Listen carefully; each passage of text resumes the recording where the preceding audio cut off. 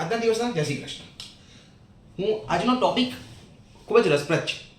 હું રેગ્યુલરલી ગવર્મેન્ટની જે વેબસાઇટ્સ હોય છે જેની પર ગવર્મેન્ટ અલગ અલગ સ્કીમ્સની ઓફર મૂકતી હોય છે એને હું રેગ્યુલરલી એક્સપ્લોર કરતો હોઉં છું. અને આજે એ વેબસાઇટ જોતાં મને એક અલગ પ્રકારનું પોસ્ટર મળ્યું જે ગવર્મેન્ટે 2 થી 3 દિવસ પહેલાં જ અપલોડ કર્યું હતું એ વેબસાઇટ ઉપર. અને આ પોસ્ટર જોઈને મને થયું કે આનો મિનિંગ અને આની પાછળનું જે સરકારનું પૂર્વ નિયોજન છે કે પછી અરેન્જમેન્ટ છે એ ખૂબ જ સખત હોઈ શકે છે. બાકી બધી ઘણી બધી સ્કીમોના પોસ્ટર મૂકતા હોય છે જેની પર આપણે ધ્યાન આપતા નથી.